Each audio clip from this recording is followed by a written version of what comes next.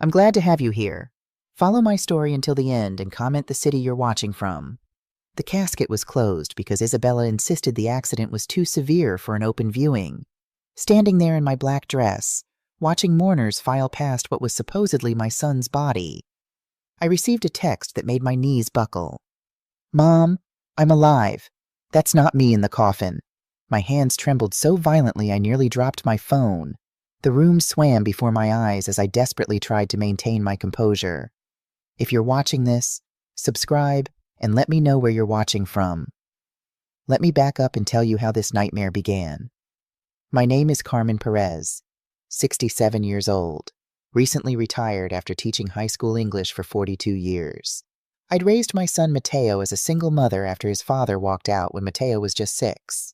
We were close, or so I believed. The funeral home smelled of lilies and grief, that peculiar mixture of flowers, tears, and whispered condolences. I'd chosen a simple service, though Isabella had pushed for something more elaborate. "He deserves the best, Carmen," she'd insisted, her perfect makeup never smudging despite her constant tears. Mateo had married Isabella 3 years ago, a woman I'd tried my best to love despite the red flags. She was controlling, manipulative, and had an unsettling way of inserting herself between Mateo and everyone who cared about him. But I bit my tongue because I wanted my son to be happy. "Senora Perez, I'm so sorry for your loss." Mrs. Alvarez from next door embraced me, her familiar perfume momentarily grounding me. "Mateo was such a good boy, always helped me with my groceries." I nodded mechanically, barely hearing her words. My mind raced with questions. If Mateo was alive, who or what was in that casket, and why would my son fake his death? Isabella stood beside me, a vision of grief in her designer black dress that probably cost more than my monthly pension. Every few minutes, she'd squeeze my hand or lean against me for support. "Thank you for being so strong, Carmen," she whispered, her voice breaking at exactly the right moment. "Mateo would be so proud." The performance was flawless, too flawless. Her mascara remained perfect, despite hours of supposed crying. Her voice trembled with emotion that never quite reached her eyes. But now, with my son's text burning in my pocket, I saw something calculated in her grief. Father Rodriguez approached with sympathetic eyes. "Carmen, would you like to say a few words before we conclude the service?" I looked at the closed casket, then at Isabella, who gave me an encouraging nod. The urge to scream the truth nearly overwhelmed me, but something instinct, perhaps, warned me to play along. "No, Father," I said, my voice steadier than I expected. "I don't think I can find the words today." Isabella stepped forward smoothly. "I'll speak instead," she offered, dabbing at non-existent tears. "For both of us." As she delivered a moving eulogy about my son, her husband of 3 years, I slipped away to the restroom, hands shaking as I typed a response to Mateo's number. "Where are you? What's happening?" The reply came immediately. "Can't explain now. They're watching. Meet me at the old Miller farm tomorrow, 3 p.m. Come alone. Don't trust Isabella." I stared at my reflection in the bathroom mirror. The woman looking back at me seemed older than her 67 years, with new lines of worry etched around her eyes. For a moment, I wondered if grief was making me hallucinate, creating impossible hope from despair. But the message had come from Mateo's phone, and who else would know about the Miller farm? When I returned to the viewing room, Isabella was concluding her tearful speech. "And though he's gone too soon, Mateo will live forever in our hearts." The mourners nodded solemnly. I took my place beside Isabella, forcing my face into a mask of grief while my mind whirled with questions and possibilities. If Mateo was alive, he must be in terrible danger to go to such extremes. And if these people were dangerous enough to fake his death, confronting Isabella publicly could put us both at risk. Instead, I patted her hand and whispered, "That was beautiful, dear. We'll get through this together." Her smile didn't reach her eyes. After the service, mourners gathered at my modest home for the reception. I moved through the crowd like a ghost, accepting condolences and casseroles, watching Isabella work the room with effortless charm. She was particularly attentive to Mateo's colleagues from the accounting firm, especially the senior partners who had taken him under their wing. "Carmen," Isabella's voice pulled me from my thoughts. "Mr. Davis was asking about Mateo's life insurance policy. I told him we'd discuss the details another time." Mr. Davis? A silver-haired man I'd never met. Nodded solemnly. Of course. Just letting you know the firm provides assistance with these matters for employees' families." "Thank you," I replied automatically, noting the calculating look that passed between Isabella and this stranger. "That's very thoughtful." As the evening wore on, I found myself watching Isabella through new eyes, the way she kept careful track of who attended, the hushed conversations in corners with people I didn't recognize, the frequent checks of her expensive watch, a gift from Mateo that had cost him 3 months' salary. By the time the last guest left, it was past midnight. Isabella insisted on staying with me for support, though her new condo was just 20 minutes away. "You shouldn't be alone tonight, Carmen," she said, her voice honey-sweet with concern. "I'll take the guest room." I couldn't refuse without raising suspicion. "Thank you, dear. I appreciate the company." That night, I lay awake in my bed, listening to the sounds of Isabella moving around the guest room. Every creak of the floorboards, every soft footfall outside my door set my nerves on edge. If my son was alive and in hiding, what danger was he facing? And more importantly, was that danger currently sleeping under my roof? 2 weeks before the funeral, Mateo had called me excited about a new business venture. "Mom, Isabella and I are going into real estate development. We found this incredible opportunity in Florida." His voice had an edge of excitement I hadn't heard in years, though something about it seemed forced, almost desperate.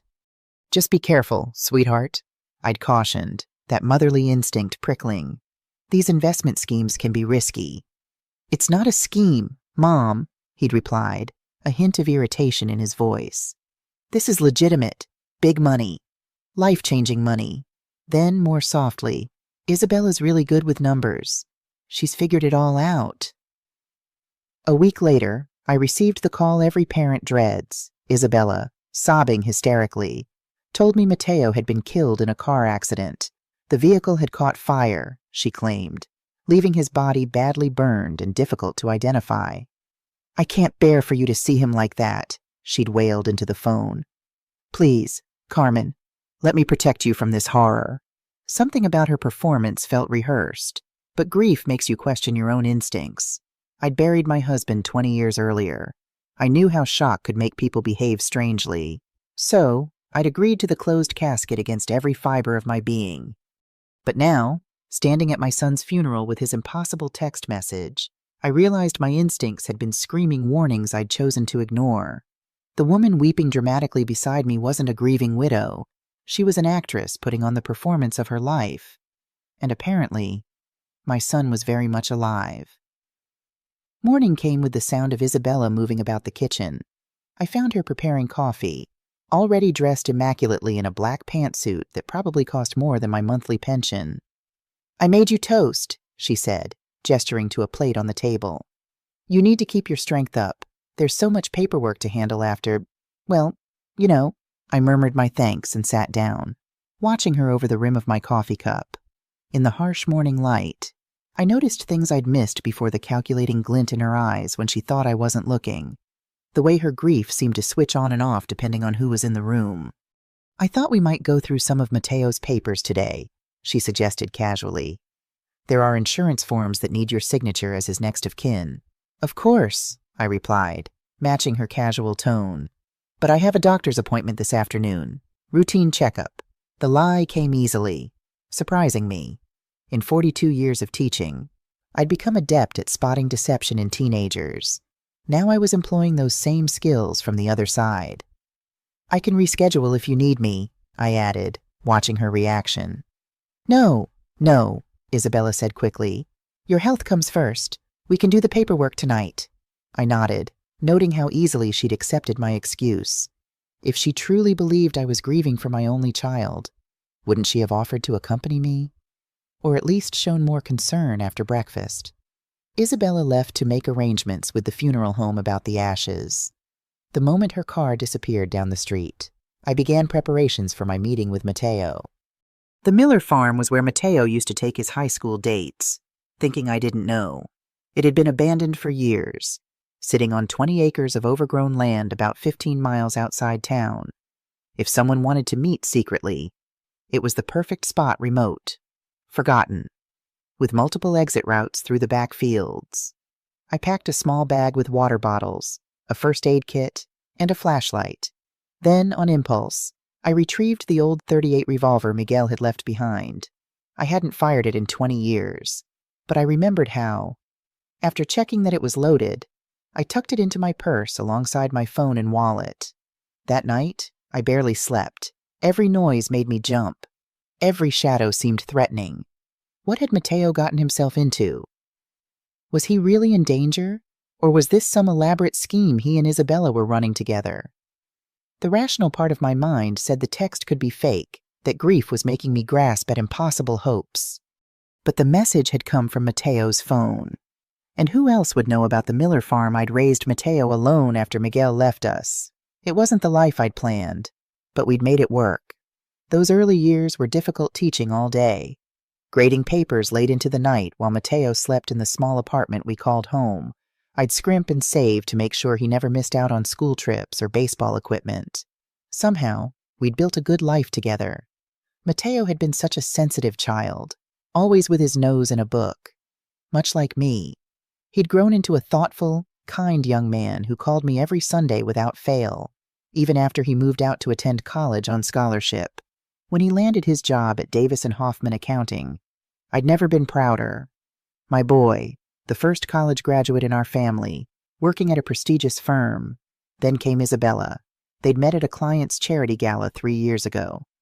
Isabella Rodriguez, beautiful, accomplished, 10 years older than most of the young women Mateo usually dated. Their whirlwind romance had concerned me from the start, but I'd bitten my tongue. After all, Mateo was 32, certainly old enough to make his own decisions. "She's different, Mom," he'd told me, eyes bright with infatuation. "She understands ambition. She's helping me network with the right people." The warning signs had been there from the beginning. The way Isabella would interrupt Mateo mid-sentence to clarify what he meant. The subtle criticisms of his clothes, his friends, his modest career goals. The way family gatherings became increasingly rare. "We're just so busy with Isabella's work contacts," Mateo would explain apologetically over the phone. "Maybe next weekend." Next weekend never seemed to come. Their wedding was small and elegant, Isabella's choice. She'd claimed it was to save money, yet somehow found funds for her designer gown and exclusive venue.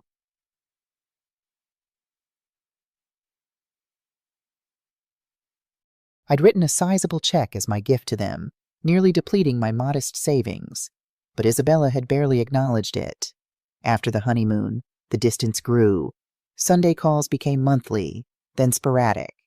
When we did see each other, Mateo seemed different, more reserved, less likely to share his thoughts.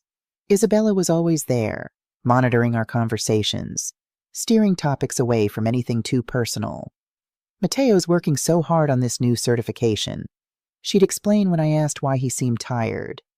"I'm just making sure he stays focused." The next afternoon, I drove my old Honda down the dirt road leading to the abandoned farmhouse, my heart hammering against my ribs. If Mateo was alive, why fake his death if he was in trouble? Why not come to me for help? The Miller farm looked even more decrepit than I remembered. The main house sagged on its foundation, windows broken, porch steps rotted through. The barn leaned dangerously to one side, its red paint long faded to a dusty pink. I parked behind the barn, out of sight from the main road, and waited. At exactly 3:00 p.m., I saw a figure emerge from the tree line at the edge of the property. Even from a distance, I recognized the walk, the way he held his shoulders. It was my son, very much alive.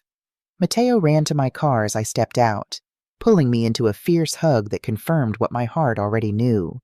This was real. My boy was breathing, warm, alive. "Mom, I'm so sorry," he whispered into my hair. "I never wanted you to go through that funeral, but I had to make sure you were safe first." Safe from what? I pulled back to look at his face, searching for answers. His eyes were haunted. older than they'd been just weeks ago. From the people Isabella's been working with. His voice dropped even lower. Mom, I think they want to kill me for real.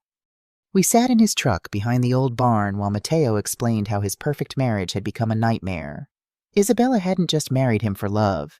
She'd married him for access to something much more valuable than his accountant's salary. Remember when Abuelo Joe died and left you that property in Colorado? Mateo asked. I nodded. My father had owned 40 acres of what everyone thought was worthless mountain land. I'd never even seen it, just paid the property taxes every year out of habit. Isabella had it surveyed without telling either of us, Mateo continued, his voice tight with anger. Turns out there's a natural gas reserve underneath it worth millions. Maybe tens of millions. My breath caught in my throat. Millions? Yes, that land you've been paying taxes on for decades is worth a fortune. But the land is in my name, I said, confused. Was in your name? Mateo's jaw tightened. Remember those papers you signed last month? The ones Isabella said were for my life insurance beneficiary updates. My blood went cold. I'd trusted my daughter-in-law when she'd brought me a stack of legal documents, explaining that Mateo wanted to make sure everything was in order for our family's financial security. I'd signed without reading carefully because I trusted her. She forged some of the paperwork, Mateo continued. Made it look like you were transferring the property to me as part of estate planning. Then she had me sign papers that would make her the sole heir if anything happened to me. The pieces were falling into place with sickening clarity. So if you're dead, she owns land worth millions. Exactly. But here's where it gets worse. The people she's working with aren't just paper pushers. Mom, they're criminals. They've done this before to other families, targeting older people with valuable assets they don't know they have.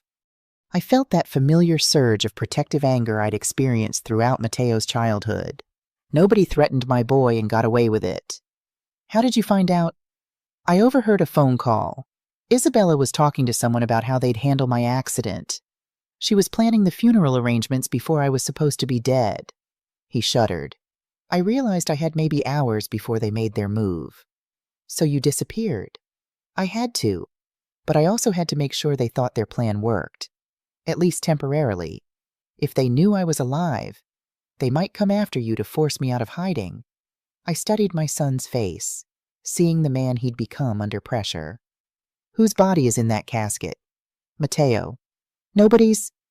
It's weighted with sandbags. I figured if I could buy enough time, maybe I could find evidence to stop them. He looked at me with desperate hope. Mom, I need your help. These people are serious, and I can't fight them alone. For 40 years, I'd protected this boy from scraped knees, broken hearts, and teenage mistakes. Now he needed me to help him survive something far more dangerous. The teacher in me wanted to march him straight to the police, but the mother in me recognized the fear in his eyes was real.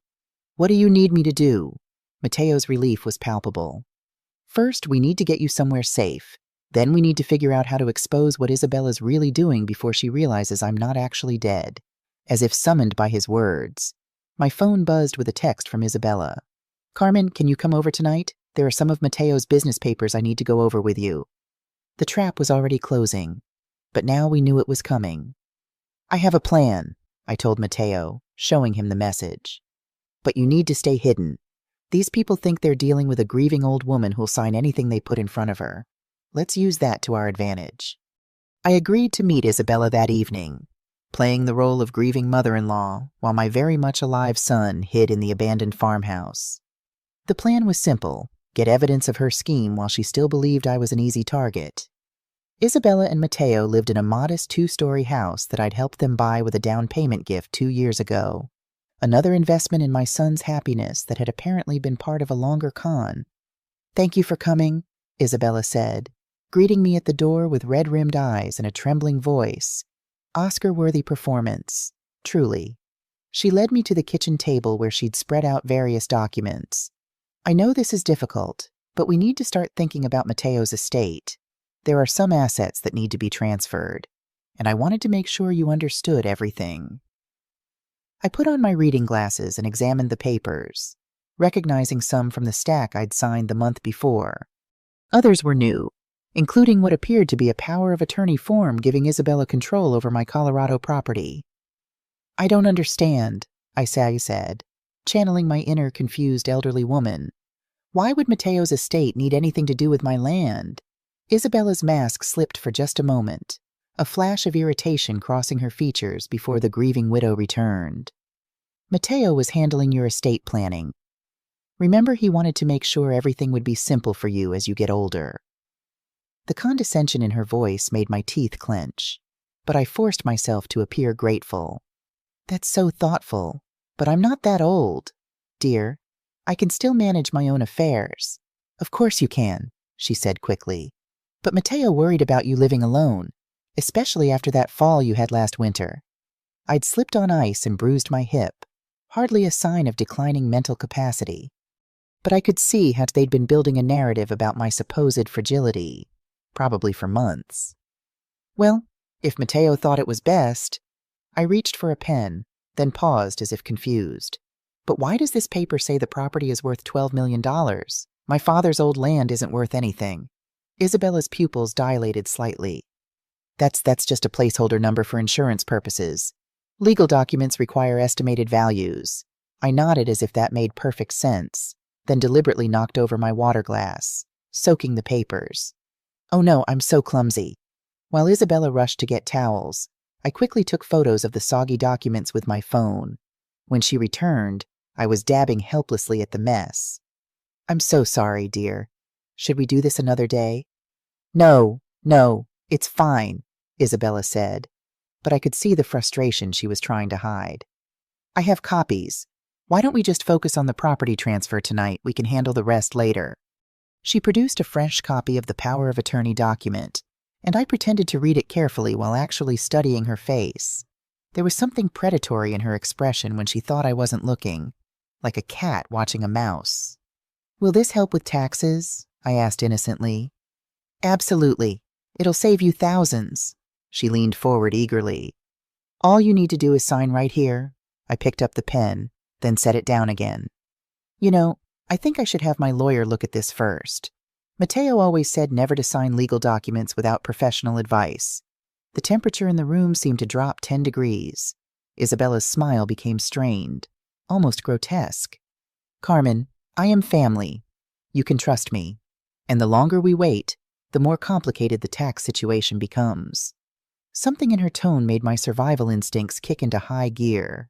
This wasn't just about money anymore. I was looking at a woman who would do whatever it took to get what she wanted, including eliminating obstacles. I'm sure you understand, dear. It's just good practice. I stood up, gathering my purse. I'll call my attorney tomorrow. Isabella's composure finally cracked. Sit down, Carmen. We're not finished here.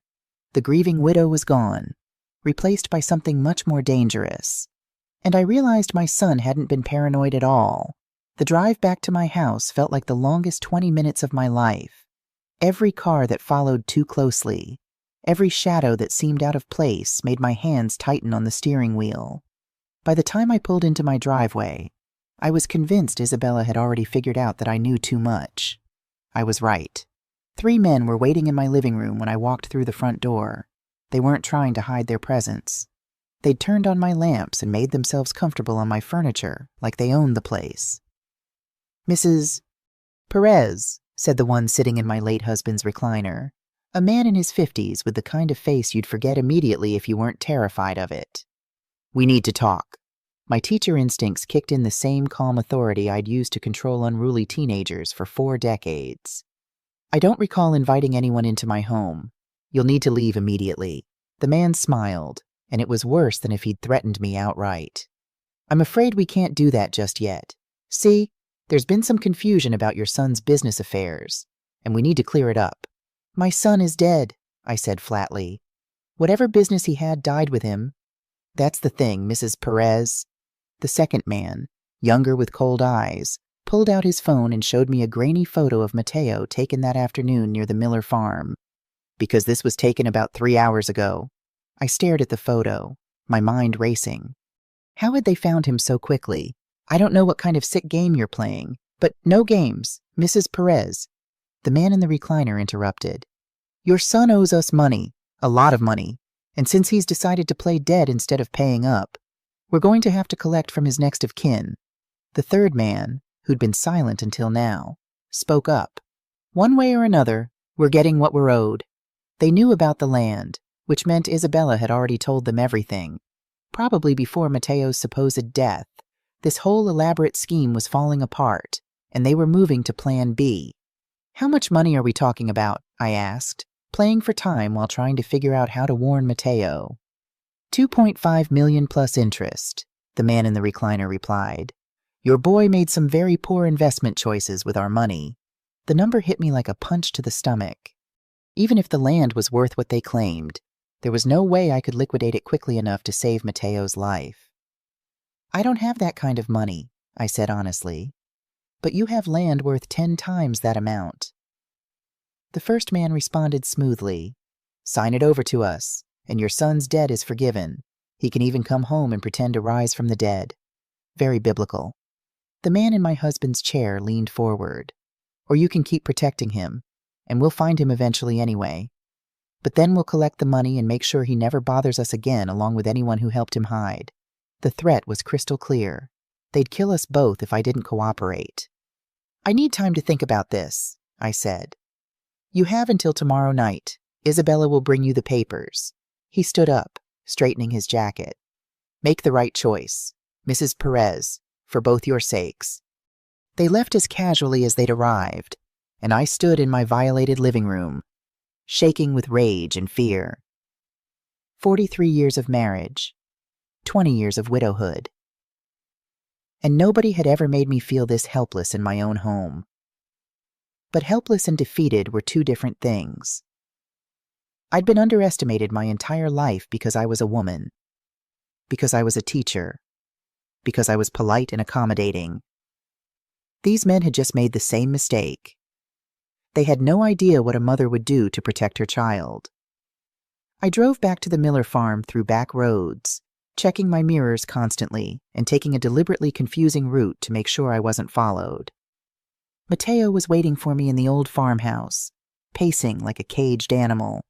They found you, I said without preamble. They have photos of you here. His face went white. How is that possible? I've been so careful. Doesn't matter now. They gave me an ultimatum. Sign over the Colorado land by tomorrow night or they kill us both. I sat down on a dusty crate, suddenly feeling every one of my 67 years. Mateo, how did you end up owing $2.5 million to these people? He ran his hands through his hair, looking younger and more vulnerable than he had since he was a teenager caught sneaking out of the house. It started small. Mom, Isabella said she'd found some investment opportunities that could make us rich quickly. Private loans with huge returns. Let me guess. You needed seed money to get started. Exactly. First it was $10,000, then $25,000. The returns were incredible at first, enough to pay back the loans and have money left over. His voice was bitter with self-recrimination. I should have known it was too good to be true. What happened? The whole thing was a Ponzi scheme. When it collapsed, everyone who'd borrowed money to invest was left holding the debt. But our loans weren't from banks. Mom, they were from the kind of people who break legs when you can't pay. I thought about the 3 men who'd invaded my home, their casual confidence that violence was always an option. And Isabella knew this when she suggested the investments. That's what I'm trying to figure out. Either she's the dumbest person alive or she's been setting me up from the beginning. Mateo had always been too trusting, a quality I'd normally cherish in my son. But Isabella had taken advantage of his good nature from the start. As we talked, a clearer picture of her deception emerged. Tell me about Isabella's background, I said. The real story, not the version she told us. Mateo leaned against the wall, his face troubled. After I found out about the Colorado property, I started digging. Her parents weren't wealthy real estate developers in Phoenix. They were small-time con artists who moved from city to city, staying one step ahead of their victims. She grew up in that world. He nodded. From what I could piece together, they lived in motels, constantly changing schools. Her father went to prison when she was 15, and her mother abandoned her soon after. She spent 3 years in foster care before aging out of the system. My teacher's heart ached for the child Isabella had been. even as I despised the woman she'd become. A lifetime of insecurity and survival had twisted her into someone who saw people as marks rather than human beings. That's why she's so obsessed with money and status, Mateo continued. She grew up with nothing, terrified of going back to that life. When she met me at that charity event, she wasn't there as a guest. She was working as a server, scouting for potential targets. And you were perfect, I said softly. Young, successful, kind. And with a mother who owned valuable property she didn't even know about. His voice was hollow. Isabella didn't love me. Mom, she had a long con planned from our first date. I remembered how quickly Isabella had pushed for marriage, how she'd isolated Mateo from his friends, how she'd taken control of their finances despite Mateo's accounting degree. The signs had been there all along. How did she find out about the Colorado land, I asked. Your grandfather never thought it was worth anything. She had access to my computer where I kept digital copies of all our family documents. She must have run property searches on everything in our names. Mateo shook his head. One night, about 6 months ago, I overheard her on the phone talking about mineral rights and survey reports. When I asked her about it, she claimed it was for a client. And the gas deposits, how did she discover those? She's been working with a man named Miguel Delgado for at least a year. He runs a company that identifies properties with untapped resources, then finds ways to acquire them cheaply. Mateo's expression darkened. Usually by targeting elderly owners who don't understand what they have. The name clicked immediately. Miguel Delgado was in my house tonight, the one sitting in your father's chair. Mateo's eyes widened. He's dangerous. Mom, ex-military turned mercenary before he got into this scheme. The other men are probably Vasquez and Torres, his enforcers. I felt cold despite the warm evening. These aren't just white-collar criminals, are they? No. They've done this before. I found files on Isabella's laptop. At least 4 other cases where elderly property owners mysteriously died or were declared mentally incompetent after refusing to sell. Their children or spouses inherited, then quickly sold to shell companies owned by Delgado. And Isabella has been part of this operation all along, I said, the full horror dawning on me. She married you to gain access to our family. Mateo looked away, ashamed.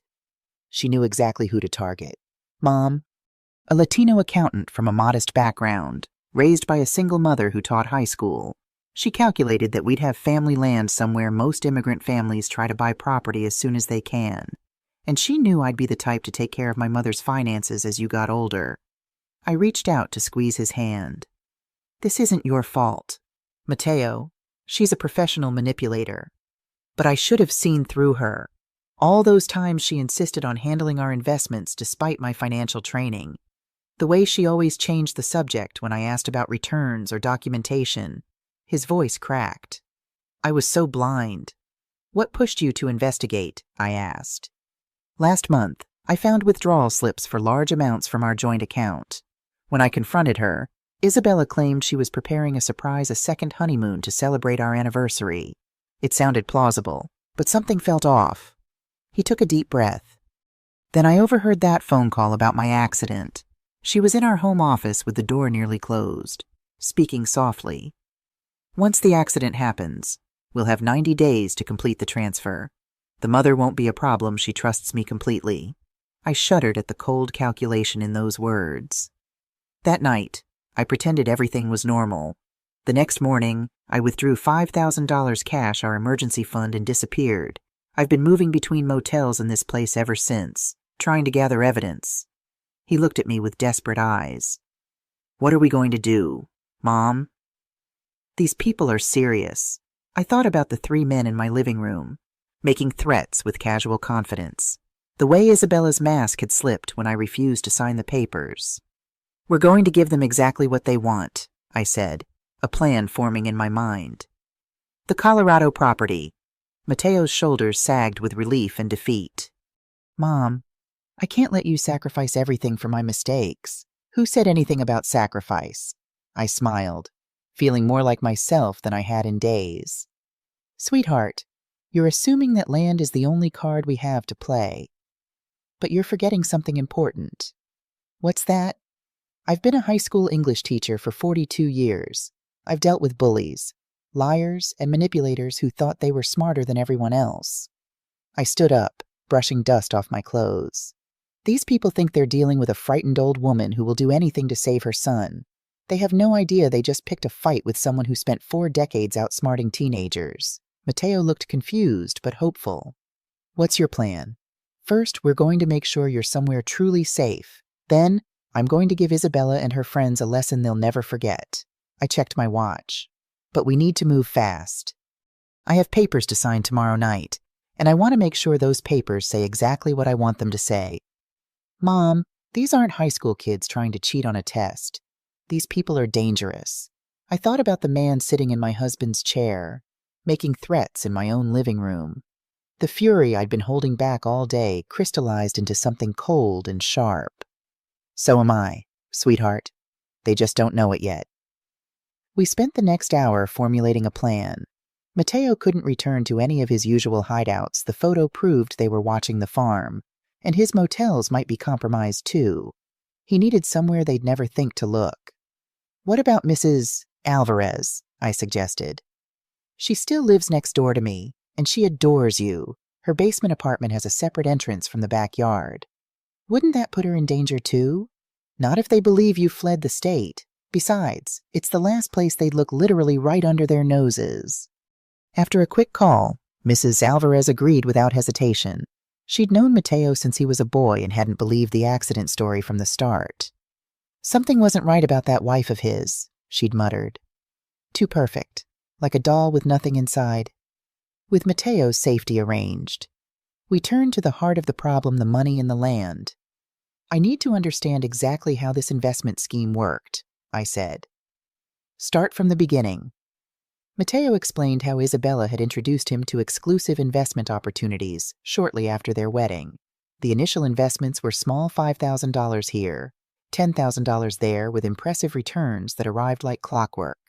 The early payouts were real, he explained. That's how Ponzi schemes work. They use new investors' money to pay returns to earlier investors, creating the illusion of legitimate profits.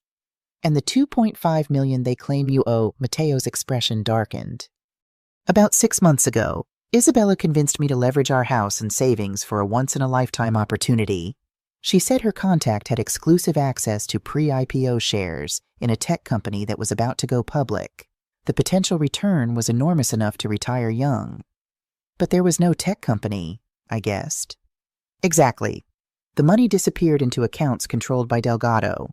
When I started asking questions about documentation and returns, Isabella stalled. Then came the threats, subtle at first, then increasingly direct. My contacts are not people you want to disappoint, she'd say. A terrible thought occurred to me. Mateo, were you actually planning to invest my Colorado property too? He looked ashamed. Isabella had been pushing for it. She said we could use it as collateral for an even bigger investment. I kept refusing. It was your land, not mine to risk. That's when the accident plan started. So she couldn't convince you to use my property, and they decided to eliminate you to get it another way. The cold calculation was breathtaking. What happened to the other investors in this scheme? Most lost everything, but quietly. These were wealthy people who didn't want the embarrassment of admitting they'd been conned. But there was one man, Dr. Jensen, who threatened to go to the authorities. He had documentation, recordings of conversations with Delgado. Mateo swallowed hard. He died in a home invasion 2 weeks later. Police called it a robbery gone wrong, but nothing valuable was taken except his computer and files. I felt sick. We're dealing with killers, not just con artists. That's why I had to disappear. Mom, when I found out what they were planning, I knew they wouldn't stop at just me. Once they had the property, you'd become a liability too. And the photos they showed me. They must have surveillance on the farm. I thought I was being careful. He ran a hand through his hair. I've been trying to gather evidence against them, but it's scattered across different accounts and devices. Isabella has most of the documentation for the investments on her laptop, but it's password protected and never leaves her sight. I thought about the Isabella I'd observed at the funeral, and in her home always checking her phone, keeping her designer handbag close. The laptop was likely there, protected, but accessible. Tell me more about Delgado's operation, I said. How many people are involved? From what I've pieced together, it's surprisingly small. Delgado runs everything identifies properties, recruits people like Isabella to target owners, and handles the money. Vasquez and Torres are his muscle. There's also a lawyer who creates the fake documentation and a banker who helps move the money offshore. What about the other victims? Have you contacted any of them? Mateo shook his head. Too risky. Many don't even realize they've been targeted specifically. The investment scheme looks legitimate. On the surface, losses can be blamed on market volatility or bad luck. And those who do suspect foul play are too afraid to speak up after what happened to Jensen. I absorbed this information, thinking about the next steps. We need evidence. Mateo, hard evidence that links Delgado, Isabella, and the others to both the investment fraud and the threats against you. How Isabella's laptop has everything, but we can't get to it. Maybe we don't need to. An idea was forming, risky, but potentially effective. What if we could get them to incriminate themselves? Create a situation where they admit their plans, believing they've already won. Mateo looked skeptical. These people are professionals. Mom, they're not going to just confess because we ask nicely. No, but people who think they've won often become careless, arrogant. I smiled grimly. I've seen it countless times with students who thought they'd gotten away with cheating. The moment they believe they're safe, they start bragging. I checked my watch. Almost midnight. I need to make a phone call, but not from either of our phones. They're probably monitoring them. Use Mrs. Alvarez's landline when we get there. Who are you calling? An old student of mine, Robert Judge. He's a criminal defense attorney now, but he still owes me for not failing him senior year when he plagiarized his term paper. For the first time since this nightmare began, Mateo smiled a flash of the boy I'd raised. You're really going to fight them, aren't you? With everything I've got, I promised. No one threatens my family and gets away with it. As we prepared to leave the farm, Mateo hesitated. Mom, there's something else you should know about Isabella. I paused, sensing his discomfort. What is it? The reason she targeted me specifically? He took a deep breath. She knew about Abuelo's property because she'd researched our family thoroughly. She'd been watching me for months before we coincidentally met at that charity event. The calculated nature of her deception was staggering. How do you know this? I found a file on her laptop background research on potential targets. Mine included details about you, your teaching career, even old newspaper clippings about Abuelo buying the Colorado land in the 1970s. She knew everything about us before she ever said hello. The violation felt personal and profound. Isabella hadn't just married my son under false pretenses. She'd studied our lives, our history, our vulnerabilities, all to exploit us. She will pay for this, I said quietly. Not just for the money or the threats, but for making a mockery of our family. As we drove away from the farm through back roads, I glanced at Mateo in the passenger seat. The pain in his eyes was more than financial. It was the deep wound of betrayal by someone he'd loved and trusted. What am I supposed to do now? He asked softly. How do I trust anyone again? It was the question every parent dreads the moment when you realize your child's innocence is truly gone. But it was also an opportunity to help him find strength he didn't know he had. You learn to trust yourself first, I said. You learn to recognize red flags, to ask questions, to verify things that seem too good to be true. But you don't let fear keep you from connecting with people who deserve your trust. Mateo smiled for the first time since this nightmare began. Like my mom, who turns out to be a criminal mastermind when I needed her to be. I prefer strategically gifted, I replied. And I learned from watching you, actually the way you protected me by disappearing, the courage it took to fake your death when you realized how dangerous these people were. You're braver than you think. By the time we reached Mrs. Alvarez's house, we had the outline of a plan dangerous and uncertain, but better than surrendering to Delgado's demands. Mateo would remain hidden while I set a trap that would give us both the evidence and leverage we needed. These criminals had no idea who they were dealing with. They saw an aging Spanish teacher, a vulnerable widow they could easily manipulate.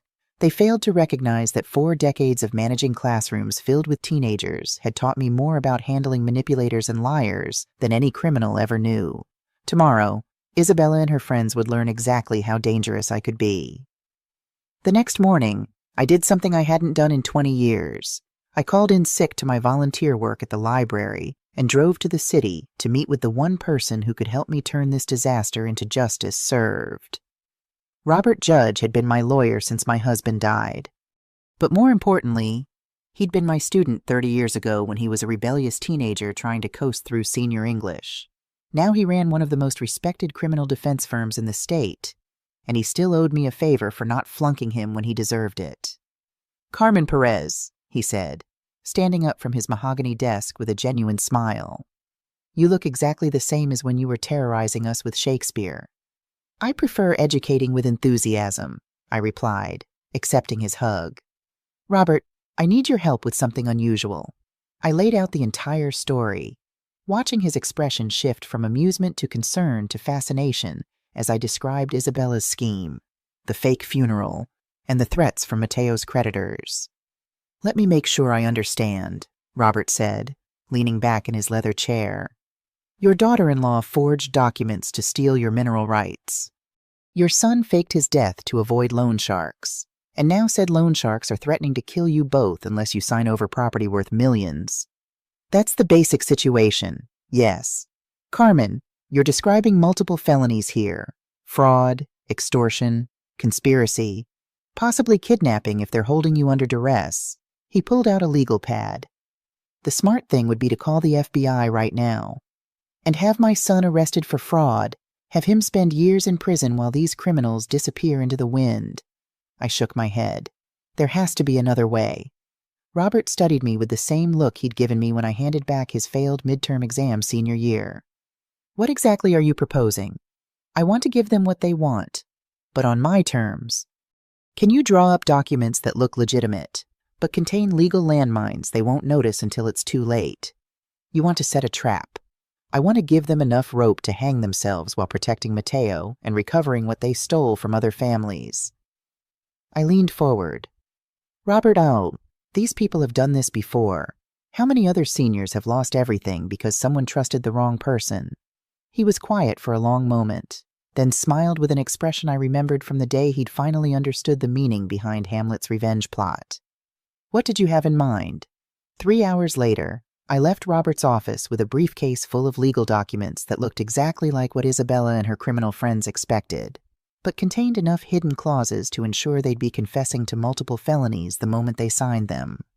The papers transferred ownership of my Colorado property to a newly created trust with Isabella as the designated trustee.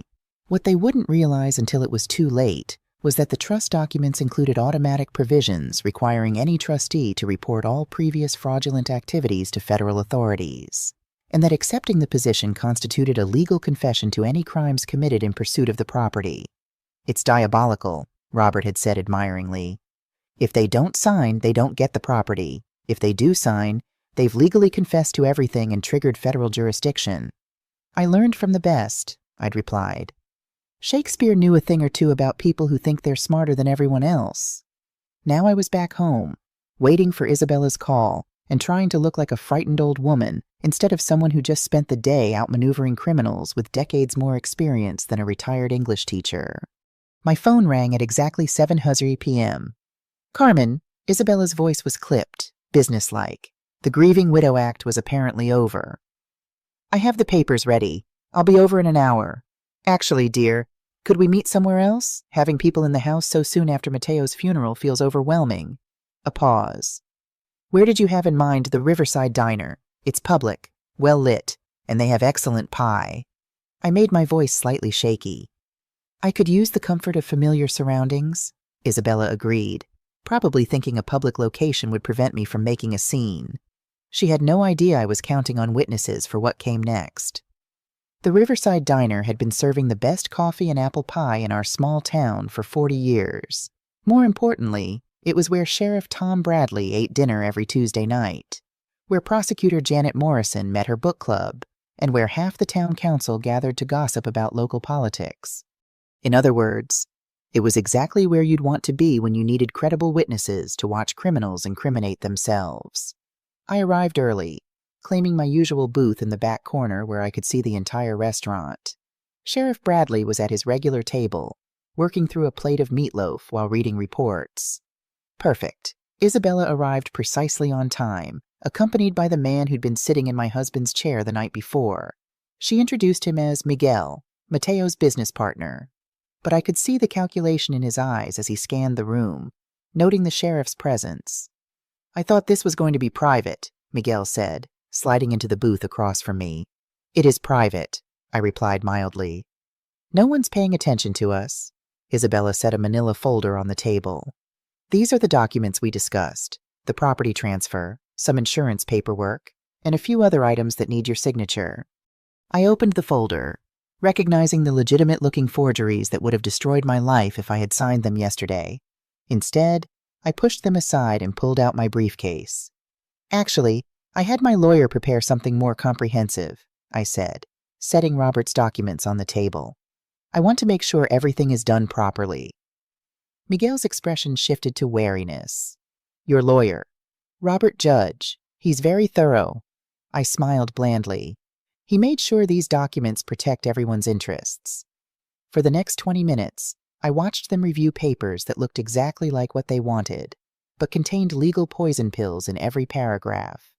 Robert had been brilliant, using technical language that obscured the document's true purpose while making them appear favorable to Isabella and her associates.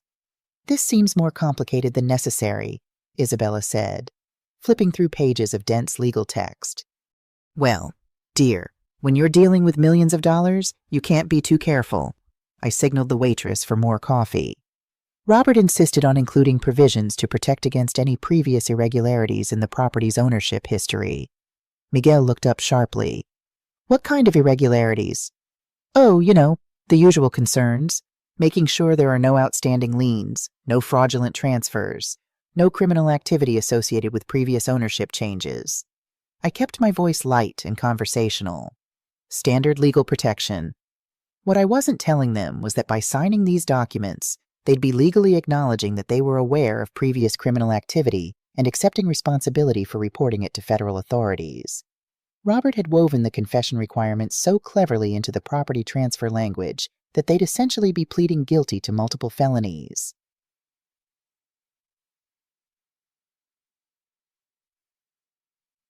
"I think we should have our lawyer review this first," Miguel said, starting to close the folder. "Of course," I agreed easily. Though I should mention, Robert said the property tax implications changed significantly after midnight tonight. Something about quarterly reporting requirements and federal oversight of high-value mineral rights transfers. It was complete nonsense, but it sounded official enough to create urgency.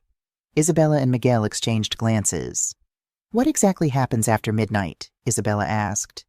"The transfer becomes subject to additional federal scrutiny, which could delay processing for months. Robert said it's better to handle everything under the current regulations." I shrugged apologetically. "I don't pretend to understand all the legal technicalities." Miguel pulled out his phone, presumably to call their lawyer, but it was after 8:30 p.m. on a Tuesday. No legitimate attorney would be available for an emergency consultation about property transfers. As he stepped outside to make his call, Isabella leaned forward. "Carmen, I know this is difficult. Losing Mateo, now dealing with all this paperwork." Her voice dripped with false sympathy. "But it's what he would have wanted, making sure you're taken care of." I looked into the eyes of the woman who had planned my son's death, who had married him solely to access our family's assets, who had pretended to love him while plotting his destruction. In that moment, I felt a cold clarity that surprised me. "You know what Mateo would have wanted. Isabella, he would have wanted his wife to love him for who he was, not for what she could steal from his family." Her eyes widened fractionally, then narrowed. "I don't know what you're talking about." "Don't you—" I kept my voice low. "I know everything, Isabella, about the Ponzi scheme, about Delgado, about your plans for my son's accident. The only reason I'm sitting here instead of talking to the police is that I'm trying to protect Mateo." A flash of panic crossed her face before she controlled it. "Mateo is dead. Carmen, you're obviously confused by grief. Am I I sipped my coffee calmly. Then why did Miguel show me a photo of my very much alive son taken yesterday? Why are you threatening to kill us both if I don't sign over my property? Isabella's mask slipped completely, revealing the cold, calculating woman beneath. You have no idea who you're dealing with. Old woman. Sign the papers and maybe you both get to live. Refuse, and neither of you will see Christmas. That's quite a threat to make in a public place, I observed mildly, especially with the sheriff sitting right over there. Before she could respond, Miguel returned, his expression grim. Our lawyer isn't answering, but I've reviewed enough of this to see it's basically what we discussed. There's just a lot of extra legal language. Fine, Isabella said, her composure restored. Let's just sign and be done with it, for the next 30 minutes. I sat patiently while they read through documents that would destroy them, answering their questions with carefully rehearsed explanations that made the trap sound like standard legal protection. When they finally signed, I felt the same satisfaction I'd experienced watching difficult students finally grasp a complex literary concept. They had no idea they'd just confessed to everything. The moment Isabella and Miguel finished signing the documents, I excused myself to use the restroom, taking my briefcase with me. Instead of going to the ladies' room, I walked straight to Sheriff Bradley's table. Tom, I said quietly, sitting down across from him, I need to report multiple felonies, and I have written confessions from the perpetrators. To his credit, Sheriff Bradley set down his fork and gave me his full attention without questioning why Carmen Perez, retired English teacher and pillar of the community, was suddenly talking about criminal confessions. I quickly explained the situation while keeping one eye on Isabella and Miguel, who were still sitting in the booth, probably planning how to spend their millions. These people threatened to kill me and my son, I finished. They made their intentions very clear. I opened my briefcase and showed him the documents. My lawyer designed these papers so that by signing them, they've legally acknowledged their criminal activities and agreed to cooperate with federal authorities. Tom examined the papers, his 20 years of police experience evident in how quickly he grasped the legal implications. This is incredibly clever and completely legal. Completely. Robert made sure of that.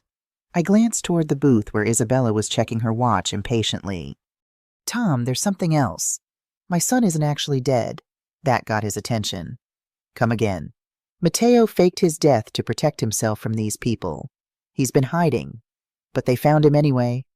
I pulled out my phone and showed him the photos I'd taken of the forged documents in Isabella's kitchen.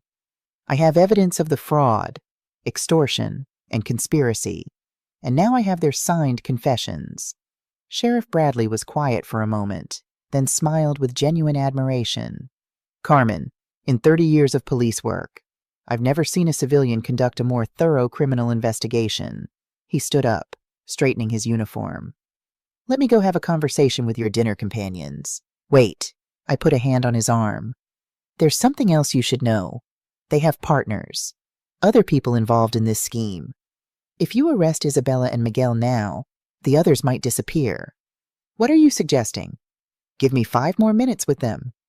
Let me confirm the meeting location where they're supposed to deliver the signed documents to their bosses. I smiled.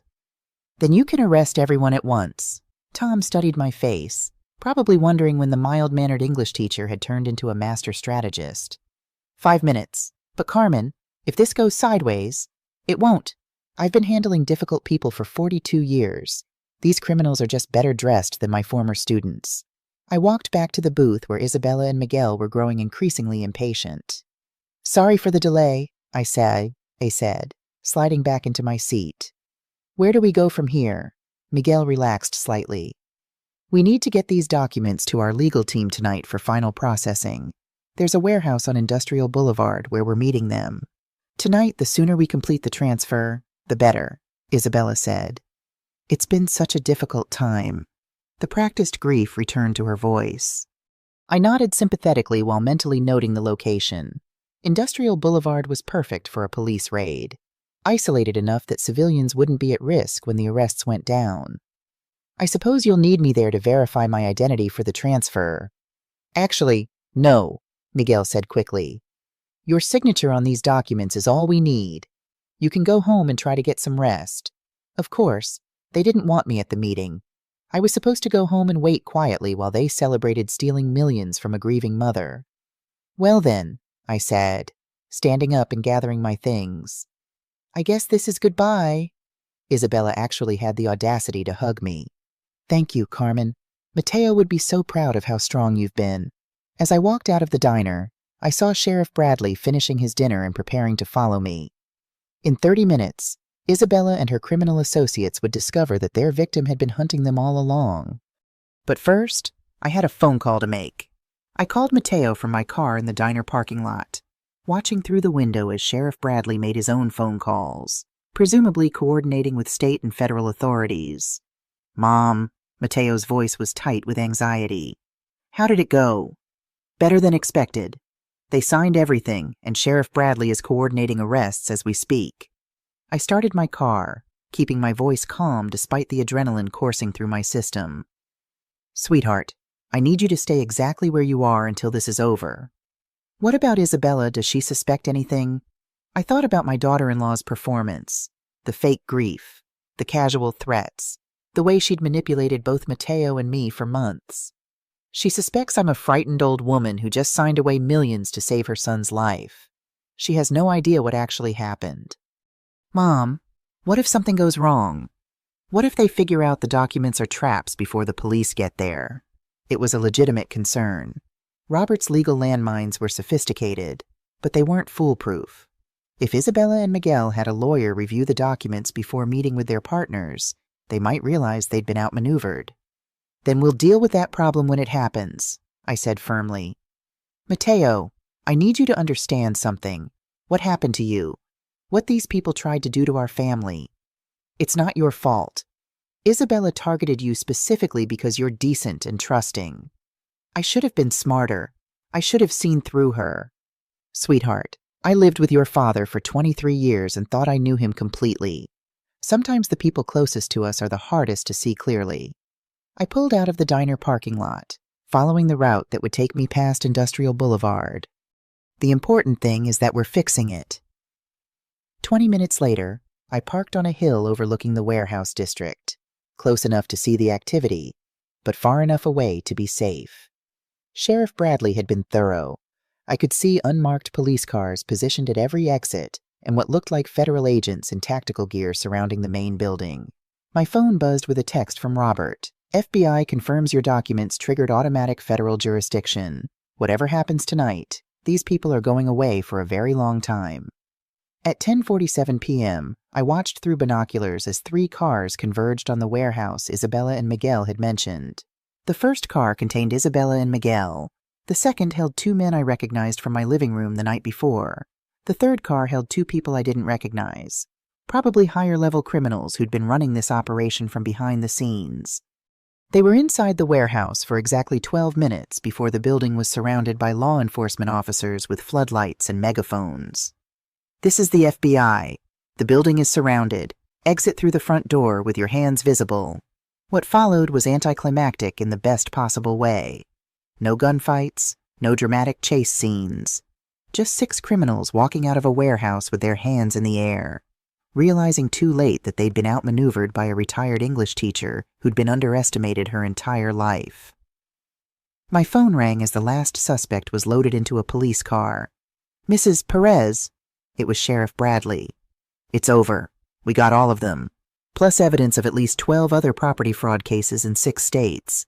Your son can come home. I felt something release in my chest that I hadn't realized I'd been holding. What happens now? Now you and Mateo give statements. We process the evidence. And these people face federal charges for fraud, extortion, conspiracy, and criminal enterprise. His voice was warm with approval. Carmen, what you did tonight probably saved dozens of other families from becoming victims. As I drove home, I realized I felt different than I had this morning. Not just relieved, but powerful in a way I'd never experienced before. For 42 years, I'd shaped young minds and helped students find their strength. Tonight, I discovered my own. But there was still one more conversation I needed to have. Mateo was waiting on my front porch when I pulled into the driveway, and seeing him there in the light from my porch lamp, alive and safe and free, nearly brought me to my knees with relief. "Is it really over?" he asked, pulling me into a fierce hug. "It's over," I confirmed. "Isabella and her associates are in federal custody. The property is safe. You're safe." We went inside and I made coffee while Matteo sat at my kitchen table, looking older and wiser than he had just a week ago. The boy who'd trusted too easily was gone, replaced by a man who'd learned hard lessons about human nature. "Mom, I need to know something," he said as I set his favorite mug in front of him. "When did you figure out that Isabella was targeting me specifically?" I'd been thinking about that question myself. Honestly, not until I saw how quickly she moved after your supposed death. The grief was too perfect, too performed. But the real confirmation was when she brought those papers to my house. She knew exactly what she wanted and exactly how to manipulate me to get it. How long do you think she was planning this? Probably from the moment she met you. The truth was painful, but necessary. "Matteo, Isabella researched our family before your first date. She knew about my father's property. She knew I'd helped you buy your house. She knew I'd do anything to protect you." He was quiet for a long time, processing the betrayal. "So, our entire marriage was fake. Her feelings were fake. Yours were real. That matters. Does it?" I feel like such a fool. I reached across the table and took his hand. "Sweetheart, you fell in love with the person she pretended to be. That person was kind, supportive, and made you happy. The fact that it was an act doesn't diminish the genuine emotions you felt. What am I supposed to do now? How do I trust anyone again?" It was the question every parent dreads, the moment when you realize your child's innocence is truly gone. But it was also an opportunity to help him find strength he didn't know he had. "You learn to trust yourself first," I said. "You learn to recognize red flags, to ask questions, to verify things that seem too good to be true. But you don't let fear keep you from connecting with people who deserve your trust." Matteo smiled for the first time since this nightmare began. "Like my mom, who turned out to be a criminal mastermind when I needed her to be." "I prefer strategically gifted," I replied. "And I learned from watching you, actually the way you protected me by disappearing. The courage it took to fake your death when you realized how dangerous these people were. You're braver than you think. What happens now?" I looked around my kitchen, my house, my life that had been threatened and was now secure. "Now you move back home. We figure out what to do with mineral rights worth millions, and I go back to volunteering at the library. Except maybe I'll also help the FBI's Financial Crimes Unit identify seniors who might be vulnerable to these kinds of schemes. You want to keep fighting criminals? I want to keep protecting people who can't protect themselves. Turns out I'm good at it." 3 weeks later, I received a letter from the federal prosecutor handling Isabella's case. She and her associates had been charged with 23 felonies across 6 states, with evidence linking them to property fraud schemes targeting elderly victims nationwide. The FBI had recovered over $40 million in stolen assets. My testimony, combined with the ingenious confession documents Robert had designed, formed the backbone of a case that would likely send these people to prison for decades. But the real victory was simpler than justice or money. It was Matteo, healthy and whole, learning to trust again while building a life based on genuine relationships instead of manipulation. It was me discovering at 67 that I was far stronger and more capable than anyone had ever imagined. And it was the knowledge that sometimes when people underestimate you, that underestimation becomes the very weapon you need to protect everything you love. I was sorting through the mail one morning when I found an official-looking envelope from the Colorado Division of Natural Resources. Inside was a detailed report on the natural gas reserves under my father's property, along with several offers from energy companies interested in leasing the mineral rights. The lowest offer was for $15 million. The highest was nearly double that. I sat down at my kitchen table, staring at numbers that seemed impossible. All these years, I'd been paying property taxes on land I thought was worthless, never knowing I was sitting on a fortune.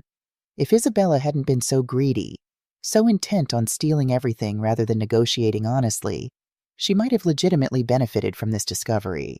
Instead, she was facing 20 years in federal prison, along with Miguel Delgado and their associates. My phone rang. interrupting my thoughts. It was Robert Judge. "Carmen, I just got word. Isabella is trying to make a deal with prosecutors. She's offering to testify against Delgado and the others in exchange for a reduced sentence. Will they accept it? Unlikely. The evidence we collected is overwhelming, and the FBI found records of at least 4 other victims who died under suspicious circumstances after refusing to sell their properties. Isabella was directly involved in 2 of those cases. I thought about the lives that had been destroyed by these people's greed, the families who had lost loved ones thinking it was just bad luck or tragic accidents. What happens to their other victims? I asked. The ones who already lost their properties. The FBI is working to trace the assets. In many cases, the properties can be returned to the original owners or their heirs. It's complicated legal territory, but they're committed to making it right. After we hung up, I sat on my porch swing, watching the neighborhood children play in the early summer evening. Mrs. Alvarez waved from her garden next door. Life was returning to normal, though normal now meant something very different. Mateo had moved into an apartment downtown, close to the FBI field office where he was now consulting on financial fraud cases targeting the elderly. He was still healing from Isabella's betrayal, but I saw glimpses of his old self returning his kindness, his humor, his capacity for joy. As for me, I discovered a strength I never knew I possessed. The Colorado property would eventually provide financial security beyond anything I could have imagined, but the real wealth was in knowing I could face the worst and emerge victorious. My phone buzzed with a text from Mateo. "Court date set for preliminary hearing. Are you ready for this?" I typed back. "More than ready. See you there." In the morning, I would face Isabella and her co-conspirators in court. I would look them in the eye and tell the truth about what they'd done to my family and to so many others. And I would do it without fear, because I now understood what they had failed to see, that a lifetime of being underestimated had prepared me perfectly to become their worst nightmare. The funeral had been fake, but my son's resurrection was beautifully, powerfully real. And my own rebirth as a force to be reckoned with was perhaps the greatest surprise of all. The federal courthouse was intimidating, all marble columns and solemn grandeur. I wore my best dress, the navy blue one I'd saved for special occasions, and held my head high as I walked up the steps with Mateo beside me. Inside, the courtroom was already filling with people. Some were reporters, drawn by the sensational nature of the case.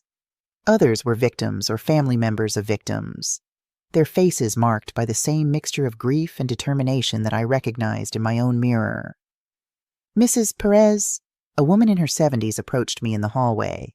"I'm Eleanor Jensen, David Jensen's widow." I immediately recognized the name. Dr. Jensen had been one of the investors who threatened to expose Delgado's scheme, only to die in a suspicious home invasion. "I'm so sorry about your husband," I said, taking her trembling hands in mine. "They said it was a random burglary," she replied, her voice steady despite the pain in her eyes. "But David had been telling me for weeks that something wasn't right about his investments. When he died, I knew it wasn't random, but no one would listen." "They're listening now," Mateo said gently. Mrs. Jensen turned to him with a sad smile. "Your mother is extraordinary. What she did trapping them with their own greed, it's given all of us a chance for justice." I shook my head. "I just did what any mother would do to protect her child." "No," she insisted. "You did what a warrior would do, and you've given us all our voices back." Inside the courtroom, I saw Isabella for the first time since her arrest. She sat at the defense table in a modest gray suit, her previously perfect hair now pulled back in a simple ponytail. Without her designer clothes and carefully applied makeup, she looked younger, almost vulnerable. It was hard to reconcile this subdued woman with the manipulative predator who had nearly destroyed my family. Beside her sat Miguel Delgado, his face impassive as he surveyed the room. When his eyes met mine, I saw a flicker of something not remorse, but perhaps a grudging respect. The preliminary hearing proceeded with the formal precision of the justice system. Charges were read. Pleas were entered all not guilty, despite the overwhelming evidence. Bail was denied due to flight risk and the severity of the charges. When it was my turn to testify, I walked to the witness stand with steady steps. The prosecutor, a sharp-eyed woman named Ms. Marshall, led me through the details of the fraud, the threats, and the elaborate scheme to steal my property. "Mrs. Perez," she asked, "when did you first realize something was wrong?" I looked directly at Isabella as I answered. When my supposedly dead son texted me during his own funeral, a murmur ran through the courtroom. "And what did you do then?" "I met with my son, learned about the scheme targeting my property, and decided to fight back." Even knowing these defendants had allegedly killed others who stood in their way. Especially because of that. If they had done this to others and gotten away with it, they would keep doing it. Someone had to stop them. During cross-examination, Isabella's attorney tried to portray me as a confused elderly woman who had misunderstood legitimate business discussions. "Mrs. Perez, isn't it possible that you misinterpreted conversations about investment opportunities as threats?" I smiled slightly. "I taught high school English for 42 years. Counselor. I'm quite skilled at understanding subtext. When Mr. Delgado told me they would make sure my son never bothers them again if I didn't sign over my property, the threat was unmistakable. And these documents you claim contain confessions. Did the defendants know what they were signing?" "They had every opportunity to read them. In fact, they spent nearly an hour reviewing them. The clauses were in plain English, not hidden in fine print. They were simply too arrogant to believe they could be outsmarted by someone they viewed as an easy mark." When I stepped down from the witness stand, I caught Mateo's eye. He gave me a subtle nod of pride that meant more than any applause. The hearing concluded with the judge setting a trial date and ordering all defendants to remain in custody. As we left the courthouse, reporters crowded around, shouting questions. "Mrs. Perez, how did you have the courage to take on these criminals? Did you ever fear for your life? What would you say to other elderly people who might be targeted by similar schemes?" I paused on the courthouse steps, considering the last question carefully. I would tell them that age is not a weakness. It's a strength. We've spent decades learning to read people, to trust our instincts, to recognize when something isn't right. Don't let anyone convince you that you're too old to fight back. You have wisdom they don't expect and courage they can't imagine. Back home that evening, Mateo and I sat on my porch with cups of tea, processing the day's events. "The prosecutor says there's too much evidence for them to get acquitted," he said. "They'll probably try to negotiate plea deals. Will you be okay with that if Isabella doesn't serve the full sentence?" He was quiet for a moment. "I think so. What matters most is that she can't hurt anyone else. And that you're safe. And that you're alive," I added, reaching over to squeeze his hand. "The rest is just details. Mom, there's something I've been meaning to ask you. What are you going to do with the Colorado property that's life-changing money?" I'd been thinking about this question for weeks. "First, I'm setting up college funds for Mrs. Alvarez's grandchildren. Then I'm establishing a foundation to help elderly victims of financial fraud. The rest will be split between us, enough for both of us to live comfortably without being excessive. You deserve to enjoy it. Mom, after everything you've sacrificed over the years." "I am enjoying it, but not through extravagance. I'm enjoying it by using it purposefully." I smiled at him. "Your grandfather bought that land because he believed in building a legacy. He would be happy to know it's helping others." 3 months later, justice moved forward when Isabella, Delgado, and the others accepted plea deals rather than face trial. The sentences ranged from 15 to 25 years, with no possibility of parole for at least a decade. More importantly, they provided information that helped the FBI identify and recover assets for dozens of other victims. On the 1-year anniversary of the fake funeral, Mateo and I visited the real grave of his grandfather in the small cemetery on the edge of town. We placed flowers on the simple headstone and stood in respectful silence. "He would be proud of you," Mateo said finally. "The way you fought for our family." "He would be proud of us both," I corrected gently. "It took courage to disappear the way you did, to give up your life to protect mine." As we walked back to the car, Mateo looked more at peace than he had in months. "You know what's ironic? Isabella and Delgado targeted you because they thought being older made you vulnerable. They never imagined it made you dangerous." I laughed. "Age and experience, the most underestimated weapons in the world." That evening, I received a letter from the FBI's Financial Crimes Division, officially inviting me to join their Senior Advisory Council, a new initiative to help protect elderly Americans from complex fraud schemes. The director had added a handwritten note. Your insights would be invaluable. Not everyone can outmaneuver professional criminals and live to tell about it. I called Matteo to share the news. Are you going to accept? He asked. I think I will. After all, I've discovered I have a talent for fighting criminals. Seems a shame to waste it. From high school teacher to FBI consultant at 67, you're full of surprises. Mom? Life is full of surprises. Matteo? Some terrible. Some wonderful. The trick is knowing which ones to fight and which ones to embrace. As I hung up the phone, I looked around my modest home, thinking about the journey of the past year. From the terror of that funeral to the triumph in the courtroom, I had discovered reserves of strength and courage I never knew I possessed. Isabella and her co-conspirators had seen only an aging widow, easy to manipulate and discard.